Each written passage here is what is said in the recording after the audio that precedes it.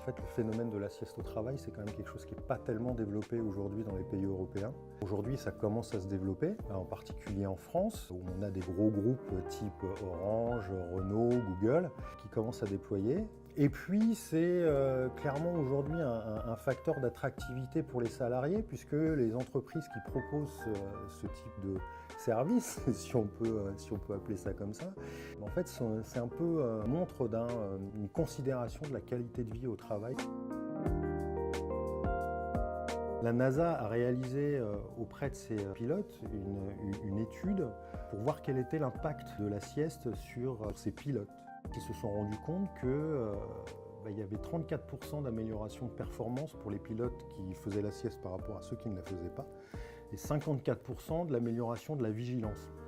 Un salarié vigilant, c'est un salarié qui a moins de risques d'accident de travail. La conclusion principale, c'est que la sieste au travail a des vraies vertus préventives et curatives sur la santé des salariés. Alors ça se traduit par la lutte contre le stress, une aide à la prévention des maladies socio-professionnelles comme la tension par exemple. Ça contribue à la qualité de la mémoire. Donc ce qui est important à prendre en compte quand on met en place la sieste sur le lieu du travail, c'est que si c'est mal utilisé, ça peut présenter quand même des risques. Mal utilisé, ça veut dire des siestes trop longues, des siestes pas au bon créneau horaire et des siestes pas encadrées. Le risque principal, à contrario d'une sieste bien appliquée, c'est que ça peut justement créer des troubles du sommeil, créer des vraies difficultés à reprendre le travail, puisque les gens sont engourdis et ont une vraie difficulté à sortir de la sieste. Ça envoie une mauvaise image. Quelqu'un qui va faire une sieste trop longtemps, en règle générale, c'est pas forcément bien vu ni par la hiérarchie ni par ses collègues. Et donc, de fait, ça peut créer des tensions entre les collègues, entre ceux qui utilisent ou ceux qui n'utilisent pas la sieste en entreprise. Il faut savoir qu'il n'y a aucune loi, aucune réglementation qui encadre le phénomène.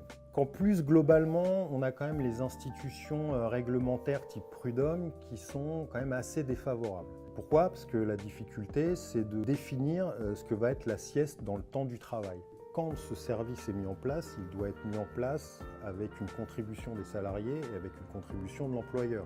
C'est-à-dire que tout le monde doit être d'accord sur les règles. Un, c'est d'avoir un lieu qui soit dédié à ça.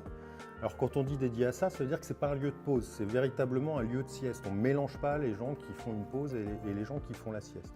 Il faut être quand même assez pragmatique sur ce choix parce que le lieu d'implantation de la salle de sieste est quand même prépondérant. Moi j'ai vu un cas où l'employeur ne comprenait pas que les gens ne fassent pas tant de siestes alors qu'il avait donné la possibilité, mais en fait on s'est rendu compte que la salle de sieste était implantée en face des bureaux de la direction.